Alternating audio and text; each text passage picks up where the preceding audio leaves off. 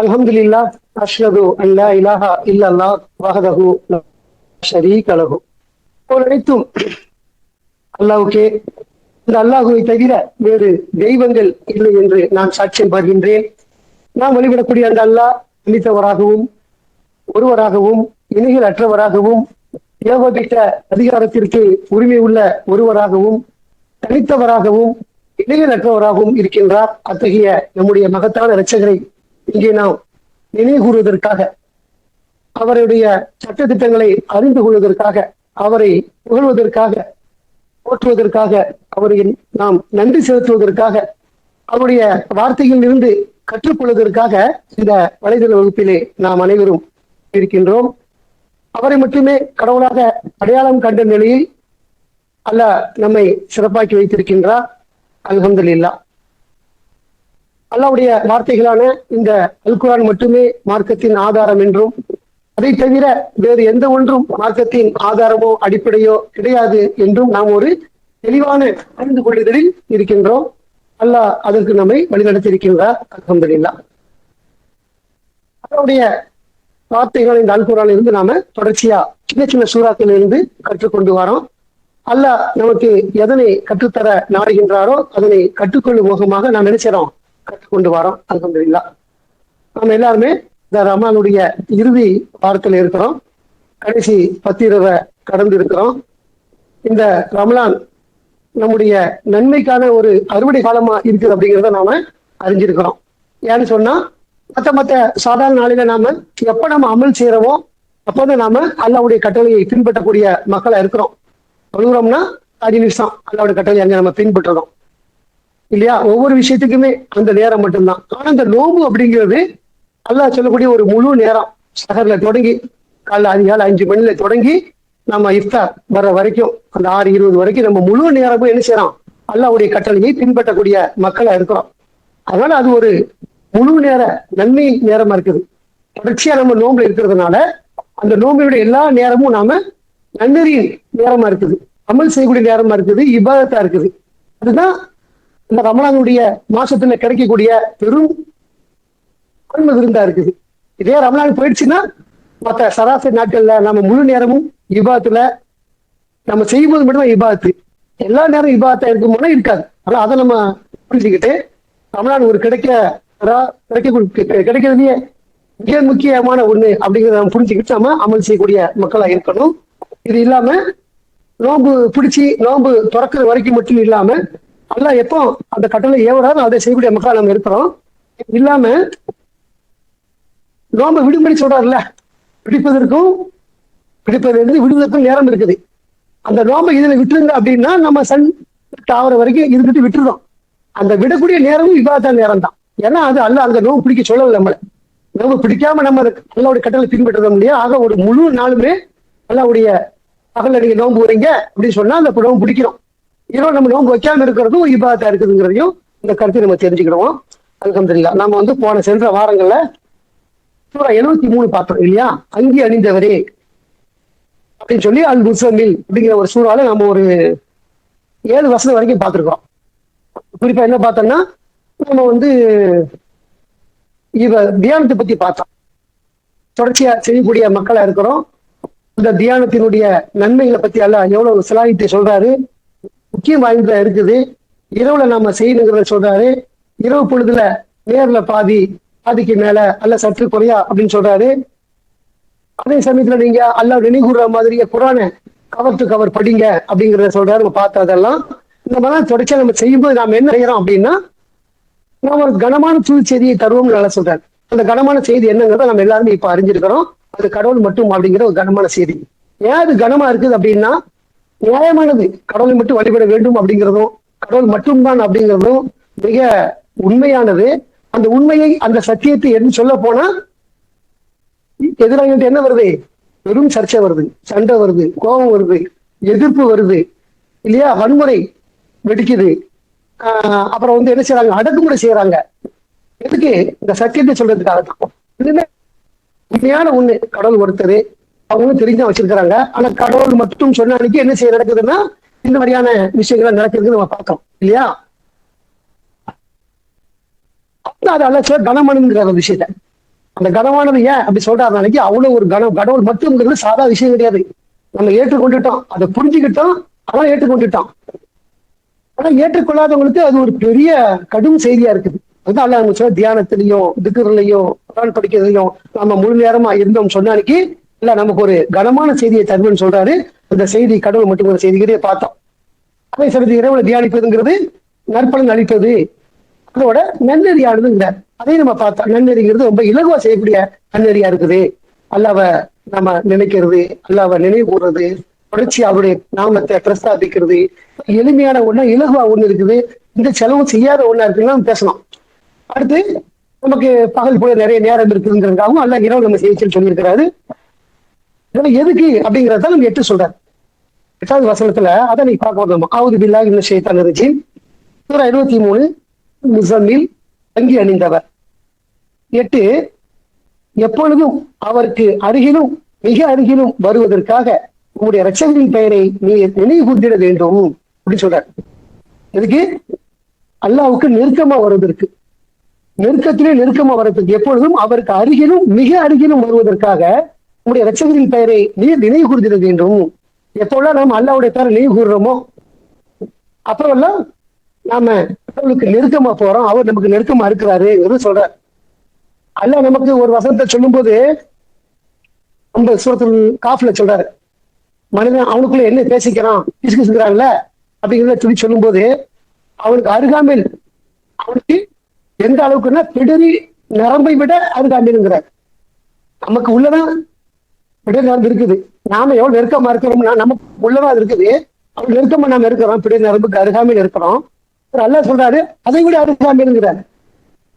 இப்படி அந்த மாதிரி நெருக்கமா இருக்கக்கூடியதான் நமக்கு சொல்றாரு. இப்போ அதே மாதிரி இங்க அதே வார்த்தை தான், அருகிலும் மிக அருகிலும் வருவதற்காக உங்களுடைய இரட்சகரின் பெயரை நீங்க என்ன செய்யணும், நினைவு கூற வேண்டும் அப்படிங்கிறார். அல்லாஹ்வுடைய பெயரை நினைவு கூறுவதன் மூலமாக நாம என்ன செய்யறோம், அவரை நாம நெருங்குறோம், நம்ம அருகில் அவர் இருக்கிறாரு அப்படின்னு நாம புரிஞ்சுக்கிறோம். இது ஒரு காண கிடைக்காத ஒரு விஷயம் இல்லை. வச்சவரு, மேலானவரு, பிரம்மாண்டமான ஒருத்தர், அவர் சொல்றாரு அருகிலும் மிக அருகில் வருவதற்காக ஒரு உபாயத்தை சொல்றாரு இல்லையா? அது எவ்வளவு பெரிய வரப்பிரசாதமா இருக்கும். சாதாரணமா இந்த உலகத்துல நம்ம சில மனிதர்கள் இருக்கிறாங்க, விஐபி அப்படின்னு சொல்லக்கூடியவங்க, அல்லது ஒரு சினிமால பிரமுகரா இருப்பாரு, ஒரு நாட்டினுடைய பிரதமரா கூட இருப்பாரு வச்சுக்கலாம். நமக்கு அந்த ஆட்சியில கூட பிடிக்காம இருக்கலாம், செயல்பாடு பிடிக்காம நமக்கு இருக்கலாம், அது விஷயம் வேற. ஆனா அவர் அருகாமையில் வந்தா நம்ம நிச்சயம் கை கொடுக்கறதுக்கு முயற்சி பண்றோமா இல்லையா? நாட்டினுடைய அதிபரா இருந்தாலுமே, நமக்கு பிடிக்காத நபரா இருந்தாலும் நாம் என்ன செய்யறோம், கிட்டக்க வந்துட்டாருன்னா கையை கொடுக்கறதுக்கு நம்ம முயற்சி பண்ணிடுவோம். நம்ம அந்த அளவுக்கு ஒரு பலகீனமான நபரா இருக்கிறோம்.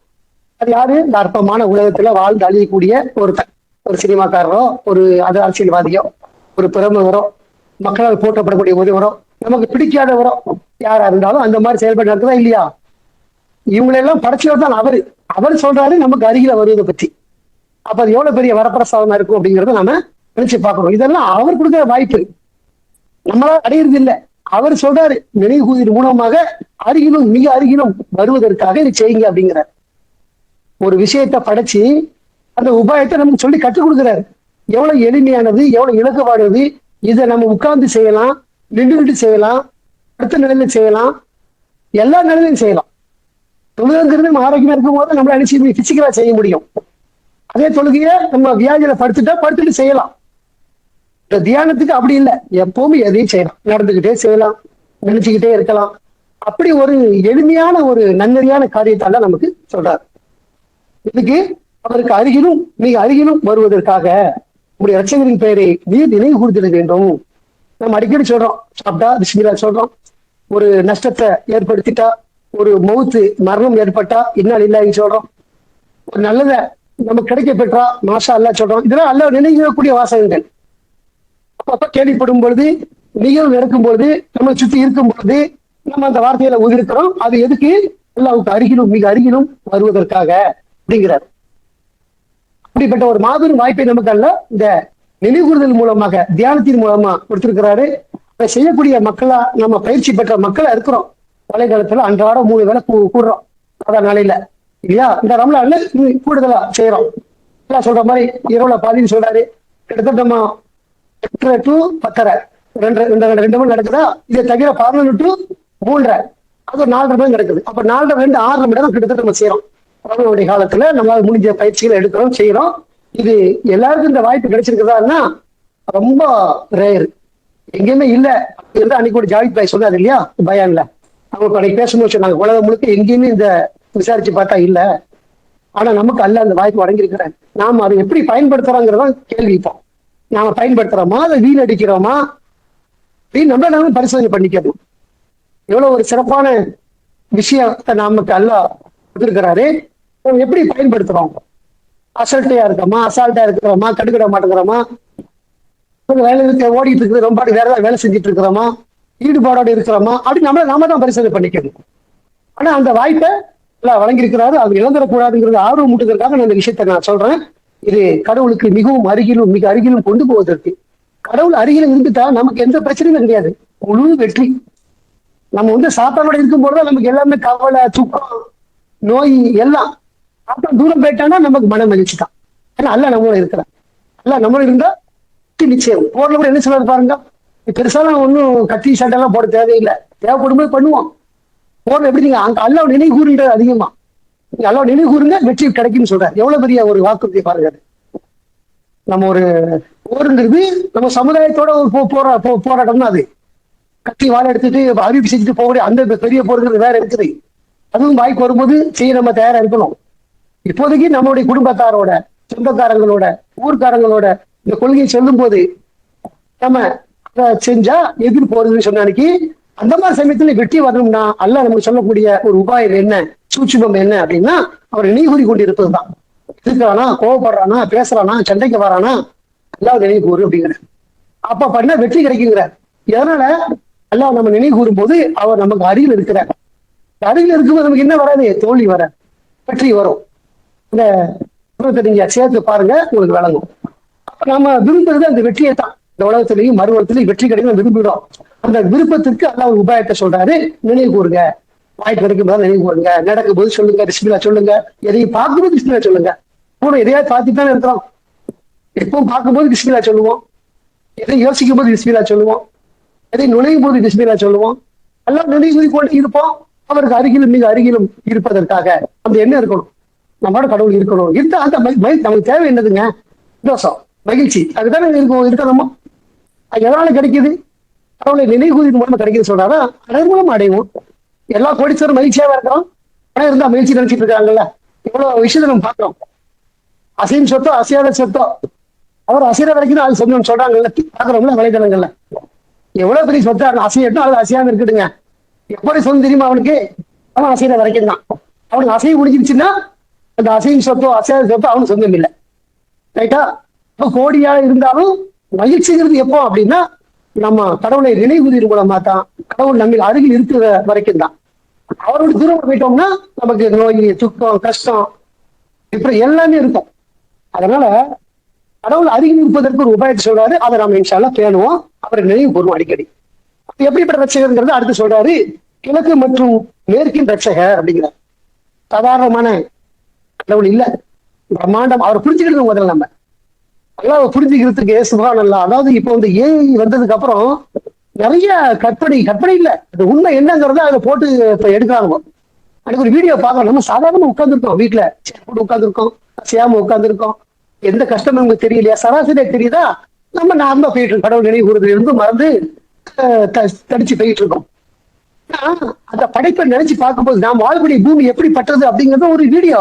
ஜஸ்ட் ஒரு 10 செகண்ட் கூட கிடையாது, அது ஒரு 12 செகண்ட் தான் இருக்கும் அந்த வீடியோ. அது எப்படி அந்த வீடியோ பார்க்கும்போது நம்முடைய பூமியுடைய சுழற்சியை காட்டப்படுது.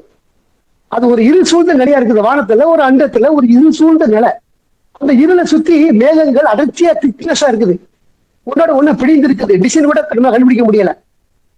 அந்த இருள் சூழ்ந்த இடத்துல இந்த பூமி எவ்வளவு ஸ்பீட் சுத்துற நம்பரை காட்டலாம். அதுல அது சுத்துது. சுற்றும் போது என்ன சத்தம் கேட்குன்ற வைப்ரேஷன் காட்டலாம். ஆடியோல கேட்க முடியுது. இந்த மாதிரி ஒரு மைனூட்டான ஒரு ஹெட்போன் போட்டுட்டோம்னா நம்ம அதை பார்க்க முடியும். சாதாரண போன்ல பாக்குறதுக்கும் ஹெட்போன்ல கேட்க வித்தியாசம் இருக்குதா இல்லையா? மண்டைக்குள்ள ஓடுற மியூசிக்லாம் இருக்குது. இங்க எங்கேயும் மாறி நடிக்க ஒரு 2 கால் தான் இருக்குது. ஆனா வெவ்வேறு மாதிரி கேட்கும் நம்மளுக்கு. அந்த மாதிரியான டிஜிட்டல் 8 டிஜிட் அப்படிலாம் சொல்றாங்கல்ல, அந்த மாதிரியான ஒரு வீடியோ தயார் பண்ணியிருக்காங்க. எப்படி இந்த பூமி இயங்குது அப்படின்னு சொல்லிட்டு. நம்ம சாதாரணமா பயணிக்கிறாங்க, அந்த பூமி எப்படி இயங்குதுங்கிறத பார்த்தோம்னா அவ்வளவு அதிர்ச்சியா இருக்குது, பயமா இருக்குது. இப்படிப்பட்ட ஒரு பூமியில வாழ்றோம் அப்படின்னு சொல்லிட்டு நம்ம கடவுள் மருந்து எவ்வளவு அசால்ட்டா நம்ம வாழ்ந்துட்டு இருக்கிறோம். அந்த வைப்ரேஷன் எப்படி அது சத்தம் கேக்குது, அதோடைய ஓசை கேக்குது, எவ்வளவு கடுமையா இருக்குது. எந்த முழு அந்த எந்த விதமான பிடிமானமும் இல்லை. அது உடஞ்சிட்டா விழுந்துட்டா ஈர்ப்பு இல்லைன்னு சொன்னா என்ன நிகழும் அப்படின்னா அந்த முழுக்க இருட்டு என்னன்னு நம்மளால சொல்லவே முடியாது. அப்படிப்பட்ட ஒரு விஷயமா இருக்குது இந்த வாழக்கூடிய பூமிங்கிற கிரகத்தை விடணும். அப்ப இந்த கிரகமே இப்படி இருந்துச்சுன்னா இத மாதிரி எத்தனை விண் பொருட்கள் இருக்குது, கோடான கோடி பொருட்கள் இருக்குது, எவ்வளவு விண் கலங்கள் இருக்குது. நமக்கு தெரிஞ்சு எத்தனை சொல்றோம், நியூட்டனு, புளூட்டனு, செவ்வாய், சூரியனு, சந்திரனு, நம்ம சுற்றி 9 கோள்களு, இது ஒரு கேலக்சியா இருக்குது, இன்னும் பல கேலக்சி இருக்குது, கேலக்சிக்குள்ள கேலக்சி இருக்குது, அதெல்லாம் விருதிக்கிட்டே போயிட்டு இருக்குது. படைப்பாளர் எப்படிங்கிற ஒரு காட்டுறாரு, நான் எப்படிப்பட்ட மகத்தானவன், எனக்கு நீங்க எதை கற்பிக்க முடியுமா யோசிச்சு பாருங்கிறதான் காட்டுறாரு. இன்னைக்கு அதெல்லாம் வெளியாகுது, இன்னைக்கு படைப்புகளை பத்தி வெளியாகுது. யாருமே அங்க வீடியோ எடுக்க முடியாது. ஆனா எப்படி இருக்குன்னு ஏகிட்ட கேட்டா அது வெளியே சொல்லுது, இப்படிதான் அங்க இருக்குது அப்படிங்கிறத. அந்த மாதிரி டெக்னாலஜி வளர்ந்த ஒரு இடத்துல நம்ம இந்த பூமியில ரொம்ப லைட்டையும் ஹீட்டையும் போட்டுக்கிட்டு வெளிச்சத்துல வாழ்ந்துட்டு இருக்கிறோம். அப்படியே பார்த்தோம்னா அவ்வளவு கஷ்டம் இருக்குது. அது அப்படி பார்த்தா பயங்கரமா இருக்குது. அப்படிப்பட்ட ரட்சகர், அவர் எப்படிப்பட்ட ரட்சகர்னா கிழக்கு மற்றும் மேற்கும் ரட்சகர்ங்கிறார். திசைகளுக்கு ஒவ்வொரு அவரு படைப்பு தானே, இருந்தாலும் மேற்கா தான் அவருடைய திசைகள் தான், அவருடைய படைப்புகள் தான். அவர் ரெண்டு தான் சாம்பிள் சொல்றாரு, வடக்கு இருக்கு, தெற்கு இருக்கு, தென்மேற்கு, தென் வடக்கு, தென்கிழக்கு, தென்மேற்கு. நம்ம 8 திசை வச்சிருக்கோம், திசைகள்ல பல திசைகள் இருக்குது. எல்லா திசைக்கும் அவர் தான் சொந்தக்காரர். ரப்புல் மஷ்ரிகை ரப்புல் மஹ்ரிபை, 2 மேற்கு 2 கிழக்கு. நம்ம சொல்ல வருதா இல்லையா? அந்த ரெண்டை பத்தி நம்ம எங்க சொல்லியிருக்கிறோம். நமக்கு கிழக்கா இருக்கும் போது அமெரிக்கனுக்கு மேற்கா இருக்கும், நமக்கு மேற்கா இருக்கும் போது அமெரிக்கனுக்கு கிழக்கா இருக்கும். 2 கிழக்கு 2 மேற்கு அப்படிங்கிறதையும் அந்த குரான் வசனம் மூலமா நம்ம அதை இருக்கிறோம். அப்படிப்பட்ட ரட்சகர் அருகில் வருவதற்காக நமக்கு ஒரு உபாயத்தை சொல்றாரு, நீங்க அவர் நீ கூறுங்க அப்படின்னு. ஏன்னா அவருடன் வேறு தெய்வம் இல்லை அப்படிங்கிறார். தெய்வம்னா ஒண்ணுதான் இருக்குது வாய்ப்பு, அவரை தாண்டி எந்த தெய்வம் இருக்க முடியாது. ஏன்னா தெய்வத்தால் ஆகக்கூடிய அந்த விஷயம் வேற யாராலே ஆக முடியாது. தெய்வத்தால் மட்டுமே செய்யக்கூடிய ஒரு காரியமா இருக்குது. எந்தமே மழை பெய்யறதா இருக்கட்டும், இந்த பூமி இயங்குறதா இருக்கட்டும், ஒட்டுமொத்த பிரபஞ்சமா இருக்கட்டும், எல்லாமே ஒரு கட்டுப்பாட்டு இருக்குதா இல்லையா? ஒரு கட்டுப்பாடு இருக்கும்போது இதுக்கு எப்படி பலவரம் இருக்க முடியும்? பல கடவுள் என்ன நடக்கும் எல்லாம் சொல்றாருல்ல, எல்லாம் போட்டியா நடக்கும். நமக்கு மத்தியில போட்டி நடக்குங்கிறாரு. மற்ற மதங்கள் சொல்றாங்க தெரியுமா, கல்விக்கு ஒரு கடவுள், செல்வத்துக்கு ஒரு கடவுள், அப்படி பிரிச்சு வச்சிருக்கிறாங்க, பெண் தெய்வங்கள் வச்சிருக்கிறாங்க இல்லையா? அந்த மாதிரி கிடையாது. அப்படி இருந்துச்சுன்னா போட்டி தானே வரும். எல்லா தெய்வம் என்ன சொல்லுங்க, என்ன மட்டும் வழிபடுதான் சொல்லுவாங்க. எல்லாரும் வெளிப்பட்டா தெய்வத்துக்கு பிடிக்காது இல்ல. அப்ப அந்த மாதிரி இருக்கிறதுனால தெய்வங்கிறது ஒண்ணுதான். அதனாலதான் அவர் சொல்றாரு, அவரோட வேறு தெய்வம் இல்லை. நீங்க நினைச்சிட்டு இருக்கிற மாதிரியோ, நீங்க பாக்குற மாதிரியோ, நீங்க வழிபடுற மாதிரியோ உங்களுக்கு ஒரு தெய்வம் கிடையாது. ஒரே தெய்வம் தான், அவருக்கு தான் எல்லாமே கட்டுப்பட்டு இருக்குது. அத்தகைய ரட்சகர் நெருங்குவதற்காக நீங்க தியானம் செய்யுங்க, திக்ர் செய்யுங்க, நினைவு கூறுங்க அப்படின்னு சொல்லிட்டு, அந்த மாதிரி யார் ஒரு கடவுளா இருக்க தகுதியானவரோ அவர் தான் நீங்க என்ன செய்யணும், தேர்ந்தெடுக்கணும். எதுக்கு தெரியுமா? ஆதரவாளராக அப்படின்னு சொல்ல, உமக்கு ஆதரவாளராக அவரை நீர் தேர்ந்தெடுத்துக் கொள்ள வேண்டும் அப்படிங்கிறார். நீங்க தேர்ந்தெடுக்கக்கூடிய ஒரு ஆள் யாருன்னா, ஒரு நபர் யாருன்னா அது அல்லாஹ் மட்டும்தான். அவர் தான் இந்த உலகத்திலையும் மறு உலகத்திலையும் நமக்கு ஆதரவு இருக்க முடியும். யாரும் இருக்க முடியாதுங்க. நம்ம உலகத்துல நம்ம வாழும்போது கொஞ்சம் சார்ந்து வாழ்வோம் இல்லையா? நம்ம வாழும்போது சார்ந்து வாழ்வோம். நமக்கு யார் சம்பாத்தியம் பண்ணி தாராங்களோ அவளை சார்ந்து வாழ்வோம். நினைச்சிட்டு இருப்போம் அவன் தான் நமக்கு தாராங்கிற மாதிரி. அது இல்ல, கடவுள் நாடினாத்தான் அந்த ஆதரவே கிடைக்கும். உங்களுக்கு யார் வாழ்வாதாரத்தை தாராங்களோ, ஒரு சம்பளம் தரக்கூடிய மகளியா இருக்கட்டும், அல்லது செல்வத்தை ஈட்டி தரக்கூடிய மகனா இருக்கட்டும், செல்வத்தை ஈட்டி தரக்கூடிய தந்தியா இருக்கட்டும், யாரா இருந்தாலுமே கடவுள் நாட்டம் இருந்தா மட்டும்தான் என்ன செய்ய முடியும், நீங்க அதை அடைய முடியும், அந்த ஆதரவு அடைய முடியும். அதனால நமக்கு மிக முக்கியமான ஆதரவு அல்லாஹ் மட்டும்தான். வாழும்போது கொஞ்சம் நம்ம சில பேர் சப்போர்ட்டா இருப்பாங்கல்ல, ஒரு பேர் சப்போர்ட்டா இருப்பாங்க, நம்ம மனைவி நமக்கு உறுதுணையா இருப்பாங்க, பிள்ளைகள் உறுதுணையா இருக்கும், உறுதியா இருப்பாங்க. அதனால நம்ம என்ன செய்வோம், சில சமயத்துல தவறிடுவோம், ஆதரவை மாத்தி வச்சிருவோம். அல்லாஹ் நாடுனா தான் இவங்க எல்லாருடைய ஆதரவும் அப்படிங்கிற கான்செப்ட் வரும். அதான் மிக முக்கியமானது. எல்லாம் நமக்கு சப்போர்ட்டா ஒத்துழைக்கிறாங்க அப்படின்னா அல்லாஹ் அங்க நாடி இருக்கிறார். அல்லாஹ் நாடுனா சண்டை தானே, ஆதரவு இருக்காது, யாருக்கு உதவி செய்ய மாட்டாங்க. உதவி கிடைக்குதுன்னா அது அல்லாஹ்வுடைய நாட்டமா இருக்குது அப்படின்னு நம்ம புரிஞ்சுக்கணும். ஆக இன்மையிலும் மறுமையிலும் நமக்கு அவர்தான் ஆதரவு. அதுதான் அல்ல சொல்ல, உமக்கு ஆதரவாளராக அவரை நீ தேர்ந்தெடுத்துக் கொள்ளும். நம்முடைய முன்னுரிமை அவர்தான். அவரை நம்ம ஆதரிச்சிட்டோம் சொன்னா அவர் மூலமா எல்லா ஆதரவும் வரும். அது அப்புறம் உள்ளது. நம்மள குடிக்கணும்னு வச்சாச்சு, வாழும்போது சரிங்க ஆதரவு இவ்வளவு நினைச்சிட்டு இருக்கோம். குடிக்குள்ள வச்சாச்சு, நம்மள வச்சாலுக்கு குடிக்குள்ள வச்சதுக்கு அப்புறம் யார் ஆதரவு? நம்ம நினைச்சிட்டு இருந்த நம்ம ஆதரவு அந்த மனைவி, நம்ம நேசமா பார்த்துட்டு இருந்த பிள்ளைகள், நம்ம அன்பா பார்த்த நம்முடைய குடும்பத்தாரு, சமுதாயம், அல்லது ஊர்க்காரங்க, யாரோ நம்ம மேல நம்ம பிரியமா இருந்தவங்க ஒரு வகையில நம்ம மேல பிரியமா இருப்பாங்க. நம்முடைய அறிவின் மீது காதல் ஏற்படும், நம்முடைய அழகின் மீது ஒரு காதல் இருக்கும், நம்முடைய நடவடிக்கையின் மூலமா ஒரு காதல் இருக்கும். ஏதோ ஒரு வகையில நம்மள்ட்ட ஒன்று இருந்துச்சுன்னா அவங்களுடைய அன்பு நம்மளை பெறுவோம். ஆனா எது வரைக்கும் இருக்கும்? அது வாழ்ற வரைக்கும் தான் இருக்கும். மண்ணில் கொண்டு வச்சாச்சுன்னா அவருக்கு நமக்கு தொடர்பு கிடையாதா இல்லையா? அப்ப யாருடைய ஆதரவு? யோசிங்க. அல்லாவுடைய ஆதரவு மட்டும்தான். நம்ம அல்லாஹ் சார்ந்து இருக்க முடியும். அங்க நம்ம யாரு சார்ந்து இருப்போமோ அதை இங்கே தேர்ந்தெடுக்கணும். இந்த உலகத்தை தேர்ந்தெடுக்கணும். இங்கே நம்ம தேர்ந்தெடுத்து அல்லாவே சார்ந்து இருக்கணும். அல்லாவை சார்ந்து எடுத்தா எல்லாம் ஈஸியா கிடைக்கும். எல்லாருடைய உதவி நம்ம கிடைக்குதுன்னா அந்த உதவி அல்லாஹ் நாட்டம் இல்லாம இல்லை. அதுதான் மெயின் மேட்டர். யாரையுமே நாம எந்த உதவியுமே அல்லாஹ் நாட்டம் இல்லாம இல்லை அப்படிங்கறத நம்ம இந்த இடத்துல புரிஞ்சுக்கணும். அப்ப அல்லாஹ் நம்ம ஆதரவு அளிக்கிறோம், அவர் தான் தேர்ந்தெடுக்குன்னு சொல்றாரு. நம்ம அதுல எப்பவுமே முன்னுரிமை கொடுக்கறதுல நம்ம ஒரு கரெக்டா இருக்கணுங்கிறத இந்த வசனத்துல பாக்குறோம். மேலும் அவருடைய கூற்றுக்களை எதிர்கொள்ளும் போது உறுதிப்பாட்டுடன் தொடர்ந்து இருப்பீராக, மேலும் அழகிய பெறும் முறையில் அவர்களை அலட்சியம் செய்து விடுகிறாங்க அப்படிங்கிறார். யாரை பத்தி சொல்றாருங்க? கடவுளுக்கு எதிரானவங்களை பத்தி. வாழக்கூடிய காலத்திலேயே, சமமான காலத்திலேயே கடவுளுக்கு எதிரானவங்க, அல்லாஹ்வின் மீது ஆதரவு வைக்காதவங்க, அல்லாஹ்வை பத்தி அறியாதவங்க, அல்லாஹ்வோட வேதத்தை புறக்கணிக்கக்கூடியவங்க, இப்படி வேற மாதிரி இருக்கும். நம்ம ஒரு விஷயத்த பேசணும்னா அது குரான் சார்ந்து இருக்குங்க. ஒரு கருத்து சொல்றோம் வச்சுக்கிறீங்களேன், அந்த இது குரான் சார்ந்து இருக்கும். ஏன்னா நம்ம குரான் படிக்கிறோம், அதை அறிஞ்சிருக்கிறோம், தெரிஞ்சிருக்கிறோம். விஷயத்த நம்ம கருத்தை வெளியிடும் போது நம்ம கம்பரிசன் ஆகும், பிரெயின்ல ஆகும். அது நம்ம சொல்றோம் இது தப்பா சரியா அப்படின்னு பார்க்கும்போது அதையும் ஃபில்டர் பண்ணி கொடுத்துரும் நமக்கு, நீ சொல்றது தப்பு அப்படின்னு சொல்லிட்டு.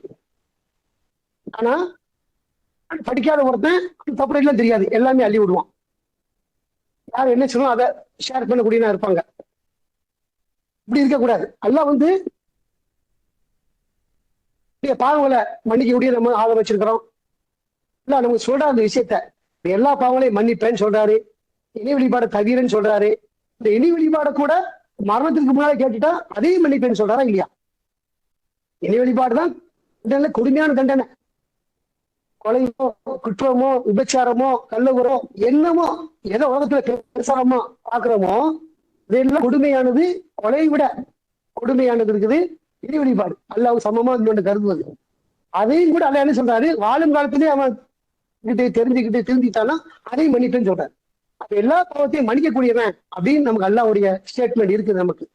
அப்படி இருக்கக்கூடிய பட்சத்துல யாராவது ஒருத்தன் ஒரு கருத்து போடுறான், எல்லா பாவத்தையும் மன்னிப்பதில்லை அப்படின்னு, நம்ம ஷேர் பண்ணுவோமா?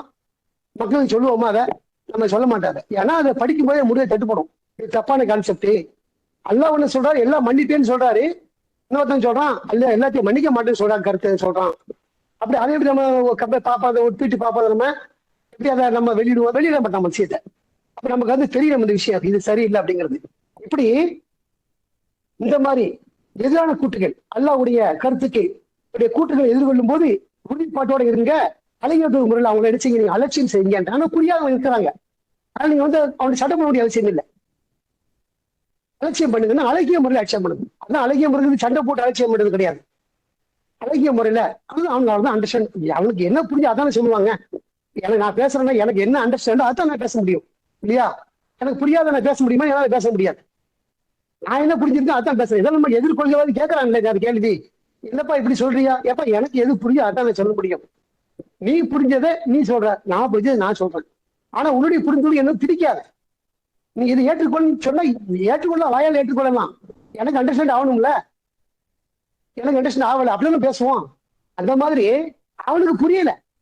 எல்லா பாவத்தையும் மன்னிக்க மாட்டாருன்னு சொல்லக்கூடிய உங்க கருத்து ஒருத்தர் சொல்றாங்கன்னா அவனுக்கு புரியும். அவனை அழகிய நினைச்சு அலட்சியம் செய்யுன்னு சொல்றாரு. உமக்கு ஆதரவாளராக அவரை நீ தேர்ந்தெடுத்துக் கொள்ள வேண்டும். மேலும் அவருடைய கூற்றுக்களை எதிர்கொள்ளும் போது உறுதிப்பாடு எடுங்க. என்ன சொல்லிட்டோம் அவங்க சொல்லிட்டோம், நீ உறுதிப்பாடு எடுங்க சொல்றாங்க. நீ என்ன கற்றுக்கொண்டியோ உங்களுக்கு அல்ல எதை கற்றுக் கொடுத்தாரோ அதுல உறுதியா இருந்துக்கிறீங்க. யாரோ எதை சொல்றாங்க அது நீங்க அது நியாயமா தெரியுது சரிதானோ இப்படி நீங்க சரியில்லை வெளிப்பு செய்ய தேரக்கூடாது. வசனம் ஒண்ணு சொல்றதுன்னா போல்ட்டா அதுதான் ஸ்ட்ராங்கா நிக்கணும் நமக்கு. அதுல நம்ம சரி போயிடக்கூடாது, நீங்க அதுல உறுதிப்பாடா இருந்துக்கிறீங்க அப்படின்னு சொல்லி சொல்றாரு. அழகிய முறையில் அவங்கள செய்யுங்க. அதுக்கப்புறம் சொல்ற அவங்கள பற்றி சொல்லும் போது தாராளமாக ஆசீர்வதிக்கப்பட்டிருக்கின்ற ஏற்றுக்கொள்ள மறுப்போர் மீது நான் நடவடிக்கை எடுத்துக் கொள்கின்றேன், அவர்களுக்கு சற்று அவகாசம் அளிப்பீராக அப்படிங்கிற இந்த மாதிரி அல்லாஹ்வுடைய வார்த்தைகளுக்கு எதிராக சொல்லக்கூடியவங்களுக்கு அவன் எப்படிப்பட்டவன் இருக்கிறான்னா தாராளமா ஆசீர்வதிக்கப்பட்டவன் சொல்றாரு. நம்ம நினைக்கிறோம் தெரியுமா, இவ்வளவு கெட்டவன் இருக்கிறான், உரிமை தெரியல இவனுக்கு, ஆனா அவன் நல்லா இருக்கிறான இந்த வார்த்தை நிறைய நம்ம கேள்விப்படுறோமா இல்லையா? கடவுளை வணங்க மாட்டேங்கிறான், வழிபட மாட்டேங்கிறான், எதிரா இருக்கிறான், நல்லது செஞ்சாலுக்கு எதிர்க்கிறான், அவன் நல்ல வளமா இருக்கிறானே நம்ம நினைக்கிறோம்ல. அது அல்ல இங்க சொல்றாரு. அப்படி தாராளமாக ஆசீர்வதிக்கப்பட்டிருக்கின்றேன்னு சொல்றான். அவனை எப்படி வச்சிருக்கிறேன்னா நான் தாராளமாக ஆசீர்வதித்திருக்கின்றேன்னு சொல்றாரு. அது அல்லாவுடைய வாசகம் தானே. நமக்கு எதுக்கு அதுல பொறாமை வரணும், எதுக்கு அதுல வெறுப்பு வரணும், ஏன் அதுல கருத்து மாறுபாடு வரணும்? அல்லதான் சொல்றாரு. அவனை ஏற்றுக்கொள்ள மறுப்பவரை பத்தி சொல்றாரு. நான் தாராளமா ஆசீர்வதித்திருக்கேன். இந்த உலகத்துல வாழுவான், அவனுடைய வாழ்க்கை இந்த உலகத்துல மட்டும்தான். அவன் தர்மம் செய்யறான், சேவை செய்யறான், நன்மை செய்யறான், உடல் உழைக்கிறான். அந்த உழைப்புக்கான கூலி அல்ல அங்க கொடுக்குறேங்கிற தாராளமா அவனை அல்ல வச்சிருக்கேன். ஏன்னா அவனுடைய செய்கைக்கு இங்கதான் அவனுக்கு கூலி. அவன் நினைச்சிட்டு இருப்பான் நம்ம இங்க நல்லா இருக்கான். அதான் இன்னொரு வசனம் சொல்றாரு, நான் அது மர்மம்னு ஒண்ணு இருந்துச்சுன்னா நான் அங்கேயும் நல்லா தான் இருப்பாங்க. அவன் நம்பிக்கையோட மர்மம்னு ஒண்ணு கிடையாது, அப்படி இருந்துச்சுன்னா நான் அங்கேயும் வெற்றி தான் வருவேன் அப்படிங்கிறான். போலியான வார்த்தைகள் பாருங்க. ஆக அப்ப அவனை அல்ல நினைச்சு ஆசீர்வதிக்கப்பட்டிருக்கின்றான். ஏற்றுக்கொள்ள மறுக்கக்கூடியவங்க ஆசீர்வதிக்கப்பட்டவங்க இருப்பாங்க. அவங்க மீது நான் நடவடிக்கை எடுத்துக் கொள்கின்றேன். நீங்க என்ன செய்யுங்க, அலட்சியம் பண்ணிக்கிறீங்க, அழகிய அலட்சியம் பண்ணுங்க. அவனோட என்ன பண்ணாதீங்க, கோவப்படாதீங்க, சட்டப்படாதீங்க, புரிந்து கொள்ள சரியா இருந்துக்கிறங்க அப்படின்னு சொல்றாரு. அதே சமயத்துல அவனுக்கு சற்று அவகாசம் அளிப்பீராக அப்படிங்கிற. நீங்க எல்லாம் இந்த உலகம் கொஞ்சம் காலம் தானே, ரொம்ப இல்ல ரொம்ப சொற்பமான காலம். நமக்குதான் வாழ்றது காலம் 50-100 வருஷம் தெரியுது. ஆனா அது ரொம்ப எப்படி நம்முடைய 50 வருட காலம் எவ்வளவு நோம்ப பாருங்க, 24 எப்ப இப்ப தொடங்குற மாதிரி தெரியுது. ஆயிஷா கூட கணக்கு எவ்வளவு யோசிக்க முடியல. 24 கடந்துருச்சு. இன்னும் அதே மாதிரி சில நாள் அது போயிடும். போன வருஷம் வந்த மாதிரி இருந்து இந்த வருஷம் வந்துருச்சு. அப்படிதான் ஒவ்வொன்றும் நம்ம பார்த்துக்கிறோம். கடந்த மாதிரி இருக்குது, படிச்ச மாதிரி இருக்குது, பள்ளிக்கூடம் போன மாதிரி இருக்குது, வேலைக்கு வந்த மாதிரி இருக்குது, வாழ்க்கையிலே முடிவுக்கு வந்தாச்சு. எவ்வளவு ஃபாஸ்டா போயிடுச்சு பாருங்க. ஆனா இதை விட ஃபாஸ்டா இருக்கும் நம்முடைய வரக்கூடிய காலம். இது சொற்பமான காலம் தான். சொற்பமான காலம் தான் தவணை கொடுக்கப்பட்டிருக்குது. நீங்க என்ன செய்யுங்க, அவங்கள அலட்சியம் பண்ணிடுங்க அப்படின்னு சொல்றாரு. ஏன்னா கடுமையான தண்டனைகளும் நரகமும் நம்மிடம் உள்ளன அப்படிங்கிறார். நரகத்தை பத்தி நம்ம நிறைய வரல பேசியிருக்கிறோம். நேரம் ஆயிடுச்சு. நம்ம இன்ஷா அல்லாஹ் வசனத்தோட நம்ம முடிப்போம் இன்ஷா அல்லாஹ். அந்த மாதிரி நம்முடைய கடமை என்னவோ அதான் நம்ம செய்யணும். நமக்கு அல்ல அலட்சியம் செய்ய சொல்றாரு, அவகாசம் கொடுக்க சொல்றாரு.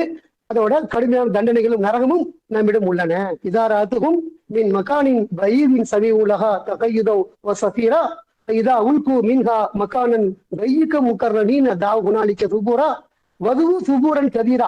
ஒரு அழைப்பே இல்லை, ஏராளமான அழைப்பை நீ அழைச்சிக்கிறீங்க. வதுவு சுபூரன் கதீரா அப்படின்னு சொல்லி அல்லாஹ் ஒரு சூறால சொல்வாரு. பாக்குறோம் நேரம் கடுமையா இருக்கும். தூரத்துல வரும்போது சத்தம் கேட்கும். ரொம்ப இறுக்கமான இடத்துல கெட்டி போடப்படும். வாழவும் முடியாது, சாகவும் முடியாது. கடவுளே கடவுளேன்னு திரும்ப திரும்ப அழைக்கிறான். அதுதான் அல்ல சொல்றாரு, எல்லா தொதுமுன் யோம சூபூரன் வாங்கிதான் வதுவு சுபூரன் கதீரா. ஏராளமான அழைப்படி அழைச்சிக்கிறீங்க, எல்லாம் ஒண்ணுதான் அப்படிங்கிறார். அந்த மாதிரி நரகத்தினுடைய தண்டனை மிக கடுமையா இருக்கும் பாக்குறோம். அல்லாஹ் பாத்துக்கணும்னு சொல்றாரு. நாம நம்முடைய கடமை செய்யணும். ஆக நம்ம இன்னைக்கு கேட்ட விஷயத்துல அல்லாஹ் அதிக நினைவு கூறி அல்லாஹ் நெருக்கமா இருந்து வெற்றியாளர் ஆவதற்கு அல்லாஹ் நமக்கு அருளும் கிருபையும் செய்வாராகன்னு பிரார்த்தனை செய்து இந்த உரையை நிறைவு செய்வோம். வார்த்தையின் புகழுக்கும் அல்லாஹ்வுக்கே மாஷா அல்லாஹ், லா குவத்த இல்லா பில்லா, அல்ஹம்துலில்லாஹ்.